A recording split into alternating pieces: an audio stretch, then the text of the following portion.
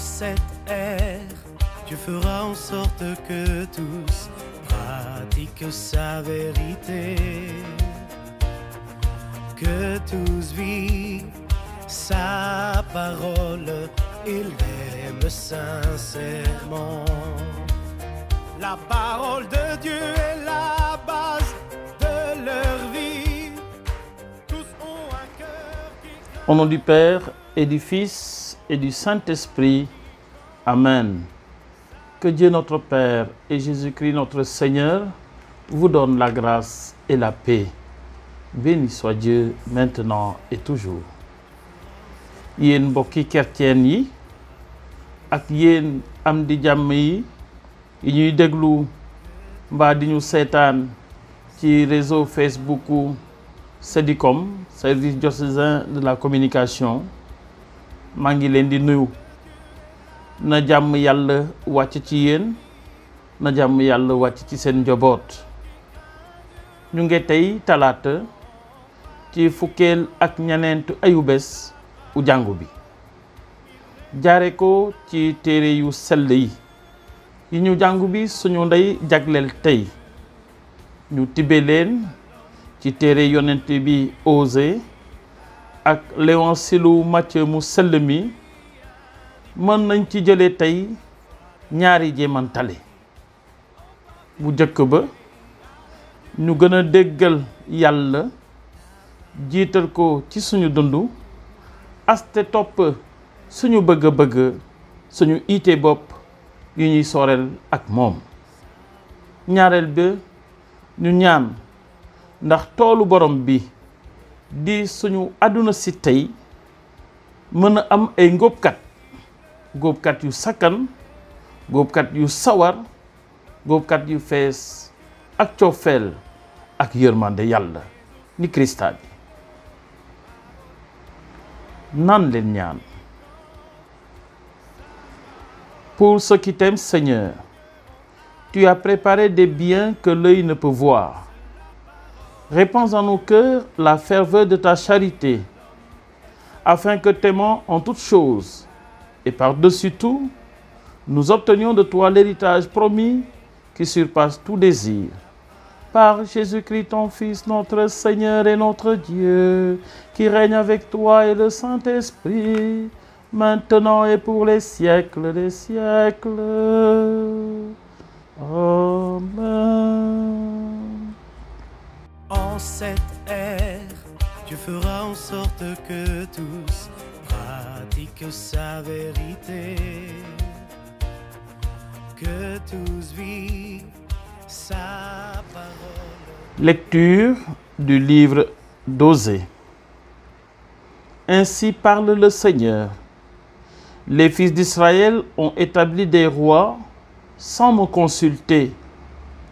Ils ont nommé des princes sans mon accord, avec leur argent et leur or. Ils se sont fabriqués des idoles. Ils seront anéantis. Je les rejette, ton veau, Samarie. Ma colère s'est enflammée contre tes enfants. Refuseront-ils toujours de retrouver l'innocence? Ce veau est l'œuvre d'Israël. Un artisan l'a fabriqué, ce n'est pas un Dieu. Ce veau de Samarie sera mis en pièces. Ils ont semé le vent, ils récolteront la tempête. L'épi ne donnera pas de grain. S'il y avait du grain, il ne donnerait pas de farine. Et s'il en donnait, elle serait dévorée par les étrangers. Éphraïm a multiplié les autels pour expier le péché. Et ces autels ne lui servent qu'à pécher. J'ai beau lui mettre par écrit tous les articles de ma loi, il ne voit qu'une loi étrangère. Ils offrent des sacrifices pour me plaire et ils en mangent la viande. Mais le Seigneur n'y prend pas de plaisir. Au contraire, il y trouve le rappel de toutes leurs fautes. Il fait le compte de leurs péchés, qui retournent donc en Égypte. Parole du Seigneur Tout-Puissant. En cette ère, Dieu fera en sorte que tous pratiquent sa vérité. Le psaume 113. Peuple de Dieu, mets ta foi dans le Seigneur. Notre Dieu, il est au ciel. Tout ce qu'il fait, il le fait. Les idoles or et argent, ouvrage de mains humaines. Elles ont une bouche et ne parlent pas, des yeux et ne voient pas, des oreilles et n'entendent pas, des narines et ne sentent pas. Leurs mains ne peuvent toucher, leurs pieds ne peuvent marcher. Qu'ils deviennent comme celles, tous ceux qui les font, ceux qui mettent leur foi en eux. Israël, mets ta foi dans le Seigneur. Le secours, le bouclier, c'est lui. Famille d'Aaron, mets ta foi dans le Seigneur.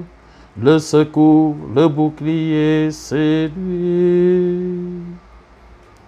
Peuple de Dieu, mets ta foi dans le Seigneur. En cette ère, Dieu fera en sorte que tous pratiquent sa vérité. Alléluia, Alléluia.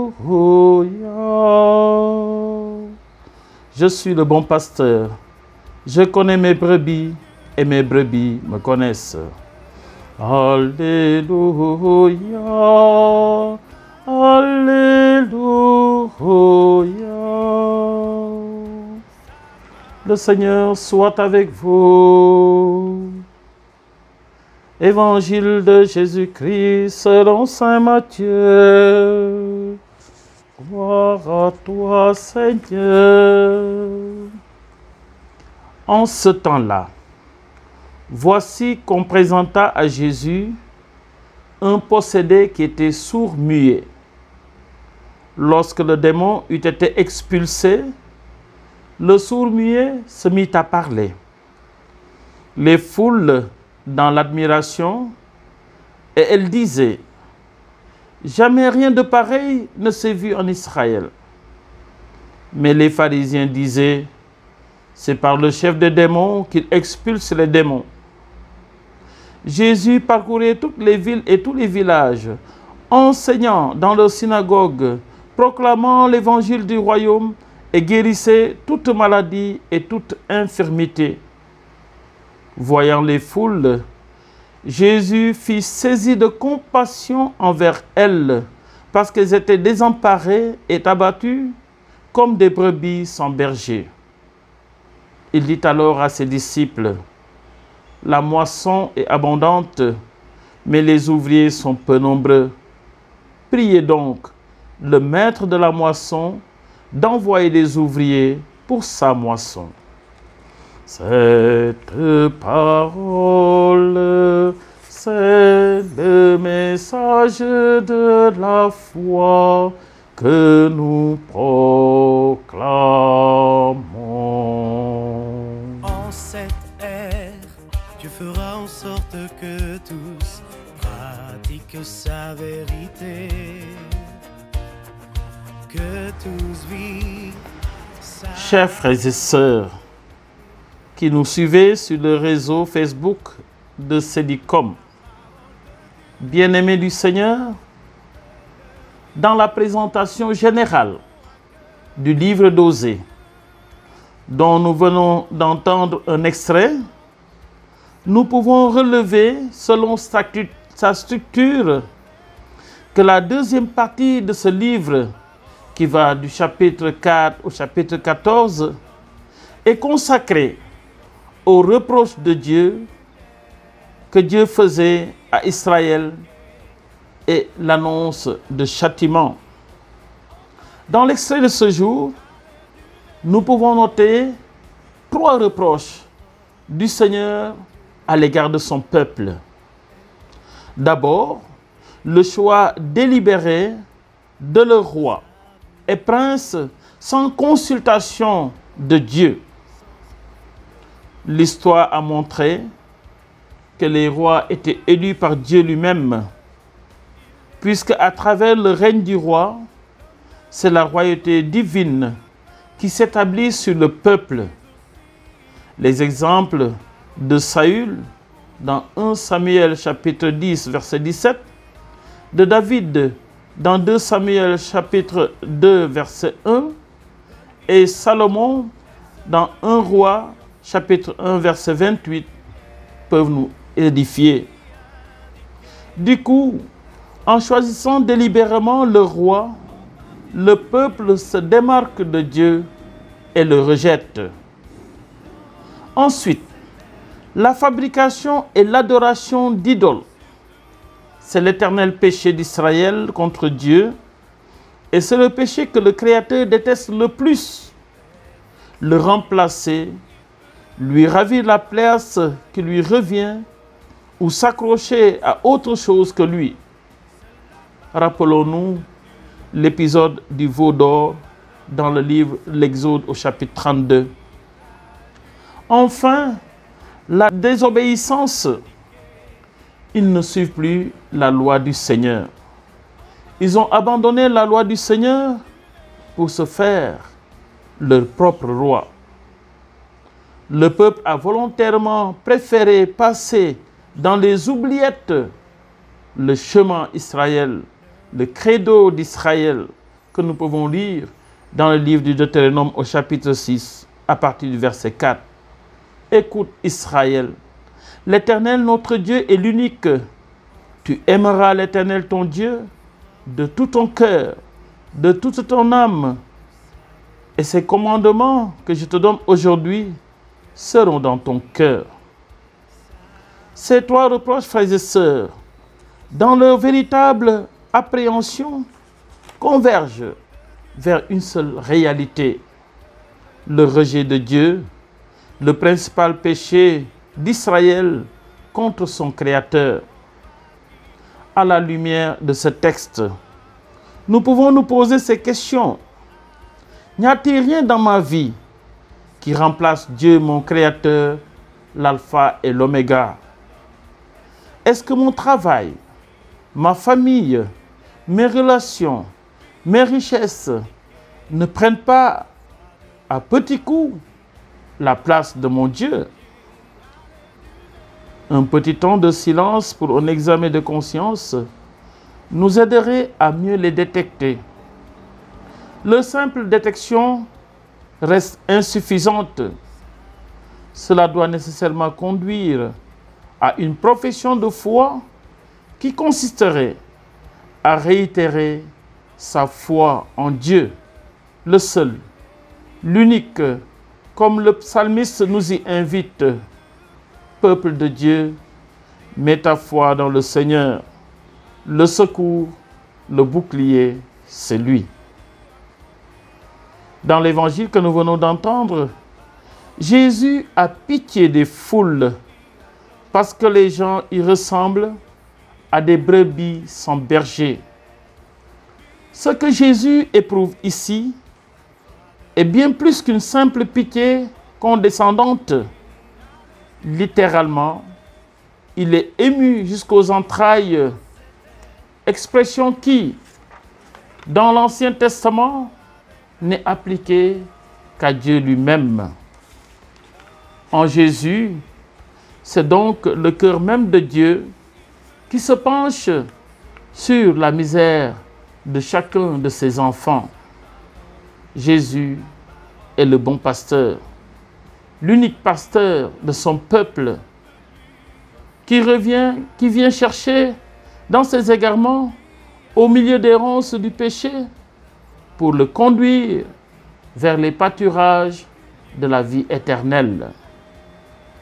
En lui s'accomplit la prophétie d'Ézéchiel que nous pouvons lire au chapitre 34. Je les rassemblerai des pays étrangers et je les ramènerai sur le sol. Je les ferai paître sur les montagnes d'Israël. Dans un bon pâturage, je les ferai paître et les plus hautes montagnes d'Israël seront leurs prairies. C'est moi qui ferai paître mes brebis, et c'est moi qui les ferai reposer, oracle du Seigneur. En regardant Jésus, nous prenons donc la véritable mesure du charisme du berger. Jésus nous révèle que la vocation du berger s'enracine avant toute chose dans la compassion et la miséricorde. Ce que l'on entend peut-être en premier du berger, c'est d'être signe de cette bonté de Dieu qui jaillit du cœur du Christ. Cette bonté compatissante est pour tous. Elle est universelle. En effet, si le berger s'occupe d'une façon privilégiée des brebis les plus faibles, l'Écriture nous dit qu'il ne néglige pas pour autant les bien portantes. Tel un berger qui fait paître son troupeau, il accueille dans ses bras les agneaux, les met sur sa poitrine, conduit au repos les brebis mères. Cette bonté, frères et sœurs, est aussi intimement personnelle. Dans l'évangile de Jean, il nous est dit que Jésus connaît chacune de ses brebis par son nom et qui se fait connaître d'elles. Le son de sa voix apprivoise chacune, quelle qu'elle soit. Je suis le bon pasteur, je connais mes brebis et mes brebis me connaissent. Mes brebis écoutent ma voix, je les connais et elles me suivent, nous dit l'apôtre Jean. C'est alors une relation d'amour et de confiance qui s'instaure entre le berger et chacune de ses brebis, et la communion peut s'étendre à tout le troupeau. Les pharisiens, lorsqu'ils accusent Jésus de chasser les démons par le chef des démons, ne se fondent pas sur les connaissances qu'ils ont du monde surnaturel, mais ils parlent de leur propre fond. Ce Jésus les dérange. Alors le premier prétexte venu sert à l'accuser. Nous sommes alors mis en garde contre cette fâcheuse habitude que nous avons, nous aussi, de dénigrer sans réfléchir ceux et celles qui dénoncent les défauts que nous avons bel et bien en nous-mêmes. Elle remarque bien également comment la foule des simples sait admirer une œuvre qui manifestement est bonne et ne saurait provenir de quelqu'un de mauvais. Par la suite, Jésus demande que l'on prie Dieu, le maître de la moisson, d'envoyer des ouvriers pour sa moisson. Il s'agit de la moisson du maître, c'est-à-dire la moisson de Dieu. Ainsi, il est bon de prier pour obtenir de Dieu des vocations sacerdotales et religieuses, évidemment. Mais il ne faudrait pas limiter cela à notre prière, car c'est l'Église qui doit servir Dieu et non l'inverse. Dans l'évangile de ce jour, Jésus nous rappelle que le disciple qu'il envoie comme ouvrier de sa moisson l'est avant tout comme ministre de communion entre les hommes et les femmes, reconnaissant chacun comme unique et indispensable. Ce ministère, tout prêtre le reçoit, plus particulièrement de façon sacramentelle, le jour de son ordination. Avec Jésus, il est envoyé par la miséricorde du Père qui vient à la rencontre de la misère des hommes. Seigneur, nous te prions aujourd'hui d'appeler et d'envoyer des ouvriers à ta moisson, qui soient des bergers, doux et humbles de cœur, hommes de communion, à l'image de l'unique pasteur, le Christ, notre Seigneur. Amen. Prière à Notre-Dame de Mont-Roland.